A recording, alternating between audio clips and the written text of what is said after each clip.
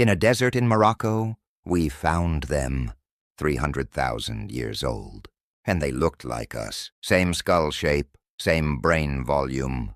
The hardware was already installed, but the software wasn't running. For nearly 200,000 years, and for ages they hunted. Daily they made tools.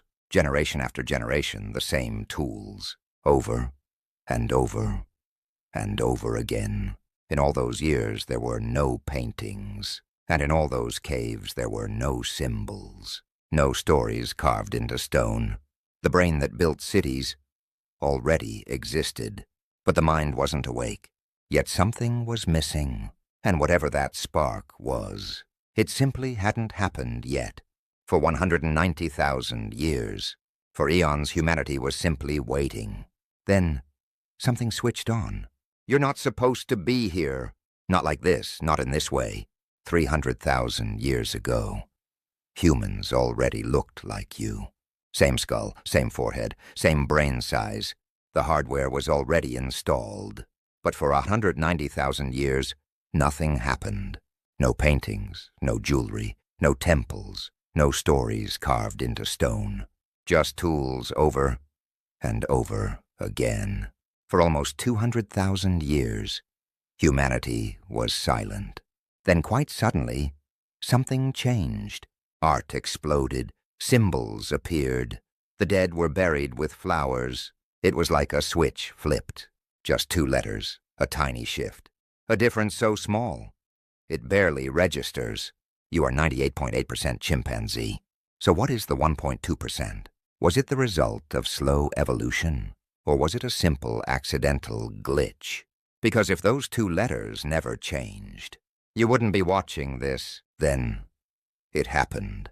Around 70,000 years ago, humans truly began to imagine. They crushed stone to create color. They pierced shells to decorate themselves. They began signaling their unique identity. They buried their dead with ritual, as if death meant something. Trade routes began to appear across the vast distances. Stone traveled hundreds of miles. Even complete strangers started to cooperate with one another. Stories were finally being told around the fire. Complex myths were being imagined in the shadows. Art emerged from the depths of the human mind. Ritual began to shape the way they lived. Identity was formed through decoration and distinct markings. Belief arose and bound them together in groups. It certainly wasn't a gradual process at all. It was an absolutely explosive change for humanity. Something had suddenly switched on. But what exactly was this mysterious change? Because chimps didn't change at all. Only we changed, while others stayed the same. And we are almost identical. So what was it that really changed us? It might have been 2 letters, and those 2 letters rewrote reality. Look closely at this face. This is your cousin. Now look at yourself. This is you. Genetically, you are almost identical. You share 98.8% of your DNA. You are 98.8% chimpanzee. They are capable of using complex tools. They form deep social alliances with one another. They even recognize themselves in a mirror. But they never built this. They never left the planet. But they never learned to write their own history. So what is the 1.2%? It isn't millions of new genes. We have almost the same number. Sometimes it's just a small mutation. It was just 2 tiny letters that changed. The difference is not found in the size. The difference is found in the wiring, the complexity of their connection patterns. It is exactly the same hardware, but it produces a completely different output. And that tiny difference rewrote the planet. But we still don't fully understand it. In the 1990s, something strange was discovered. A family in England living their normal lives. Half of them couldn't speak properly, not because they were unintelligent. Their intelligence was normal, completely normal. But something in their DNA was broken. A single gene, just one single gene. The gene is known as FOXP2. a master key for human speech. It helps coordinate the movements needed for speech. When it malfunctioned, language collapsed. A single broken gene, and sentences fall apart. Chimps have FOXP2 too. They have it as well. But humans have two tiny mutations. They don't. Two tiny letters, just two tiny letters. And those two changes affect how neurons connect. Language becomes fluid, a flow of shared meaning. Ideas spread across the landscape and time. Cooperation scales to a massive degree. Civilization becomes possible. Our modern world appears, all from two letters, just these two letters. So why didn't they change too? Why only us, a mystery still unfolding? Because two letters may have flipped the switch. Language did more than help us speak. It changed what we could imagine. With words, you don't just react.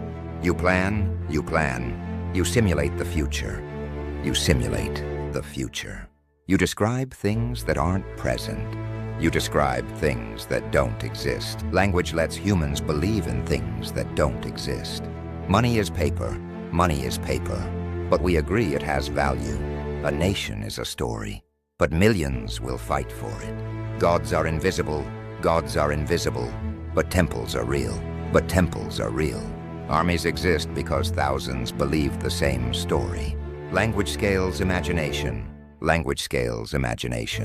and shared imagination scales power. Chimps cooperate.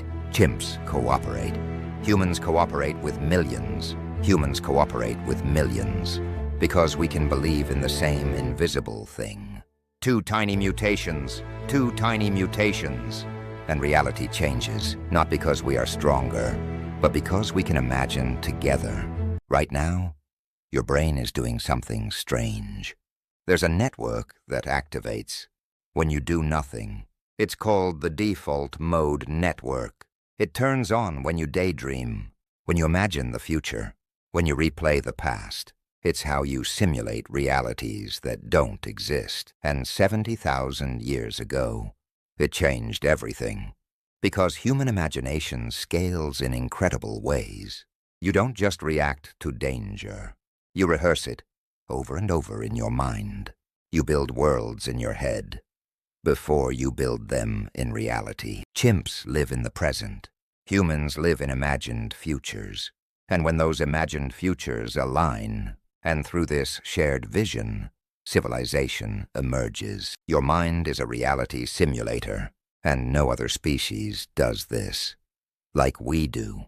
A chimp sees a stick. A human sees a god. Two letters, and imagination ignites. But if imagination is our power, why weren't we alone? There's a problem with this story. Neanderthals had the same FOXP2 gene. They shared the same speech mutation. They even had a similar brain size. We know they buried their dead. They even used colorful pigments.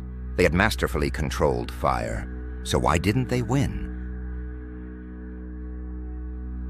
Why are you here? And they aren't? If language was the key. The truth is, they had it. If imagination was the switch, they showed signs of it. So what did we have that they didn't? And what if it wasn't intelligence, but something far more dangerous?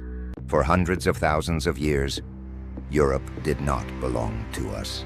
It belonged to them. A world of ice and shadow. Neanderthals were not primitive. Far from it. Their brains were as large as ours, sometimes larger. They hunted mammoths in frozen winds. Their bodies were built for brutality. They made tools with precision. They buried their dead with honor and care. They wore ornaments of pigment and bone. They gathered around fire for warmth and community, and for thousands of years, they thrived. Then we arrived. A new force in the landscape.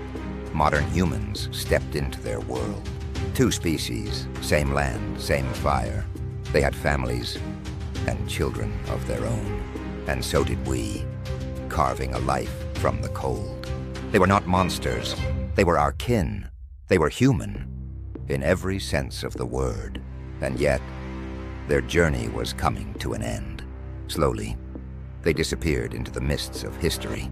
Within a few thousand years, they were gone. No cities remained to mark their passing. No descendants would walk the earth again. In the end, there was only us. You think they vanished, but the truth is much deeper. They didn't vanish, they simply changed.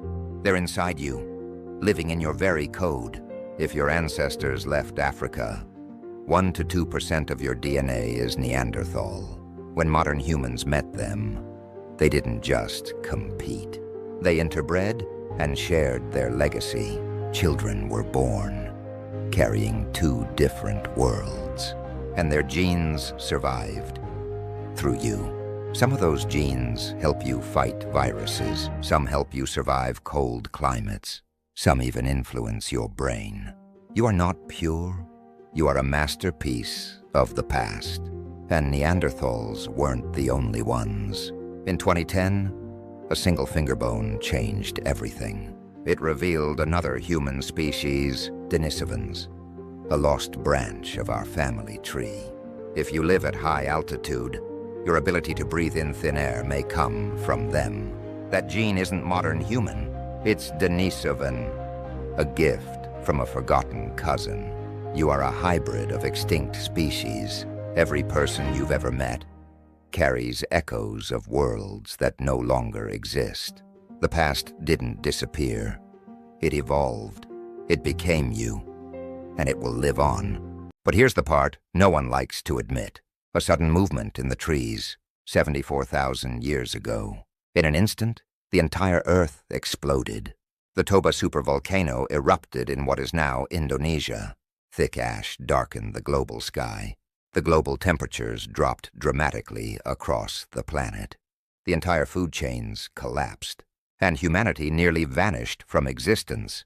Some scientists believe our population may have dropped to just a few thousand individuals. A species reduced to scattered survivors. Our genetic diversity shrank significantly. Everything you are came from them. Every language, every nation, every empire, all from a fragile thread that almost snapped. There was no guarantee, no destiny. The vast silence of the cosmic void. Neanderthals disappeared. We almost did, too. We almost didn't make it. And everything you see around you exists because a few thousand survived. Humanity was never truly inevitable. So what actually happened? Was it just a mutation? 2 tiny changes in a gene that reshaped neural wiring and gave language its fluid rhythm. A microscopic edit in our biological code that cascaded into myth, mathematics, and empires. Or was it something else entirely? Maybe it wasn't just genes. Maybe it was numbers. When enough minds connect, something new emerges. Ideas spread faster. Innovation compounds. Technology accelerates at an unprecedented pace. So was it biology or social complexity? One mind alone is limited. Thousands of minds become something else. Was there a tipping point? A moment when culture became self-sustaining, when imagination fed on itself? Or was it just a moment of pure randomness, a rare accident in evolution's long experiment? Because for most of Earth's history, intelligence did not dominate. It was not the default outcome, so was humanity an inevitable outcome? Or a glitch? And if it was a glitch, what happens next? Look at yourself and take a deep breath. Pause for a moment and observe. You are truly alive in this very second. Take a long and steady breath now. You know that you're alive, deep within your own quiet breath. You're aware of your own awareness. Let this peaceful moment sit with you. You can step outside your own thoughts. A silent and long pause right here, and observe them. Pause and reflect on your thoughts. No other animal does this the way you do. Inhale the beauty of the vast cosmos and wonder why it exists, thinking about itself. The deep logic of our existence. It all comes from this. Breathe in the pure sense of wonder. Encoded forever in your unique DNA, a thoughtful and genetic pause that allowed matter to reflect on itself, searching for the ultimate why, with every single steady heartbeat that don't exist, a constructive and silent pause. You turn imagination into reality, and if that change was accidental, then you are not destiny. You are a fragile accident, aware of itself. A final and very deep breath now. For most of Earth's history, nothing like you existed. Billions of years passed in silence. Life thrived in the vast green forests of an ancient world. But in one violent moment, that world vanished. Evolution does not follow a plan. It didn't design you. In the silent dark, it simply stumbled into you. From the first pigments smeared onto cold stone, to satellites in orbit, and accidents are still happening. New forms of intelligence are emerging, and you are building them. The same process that made you can unmake you. Other humans existed once, then quietly disappeared. Entire branches of the tree of life have vanished. There is no guarantee for the future of our kind. You are not the intended end. You are not destiny. You are a rare configuration of atoms, aware of itself, and awareness is fragile. The process of evolution never truly planned for you. It merely stumbled into the configuration that you are, and the accidents of creation, they never stopped. They are still happening in the silent dark of time.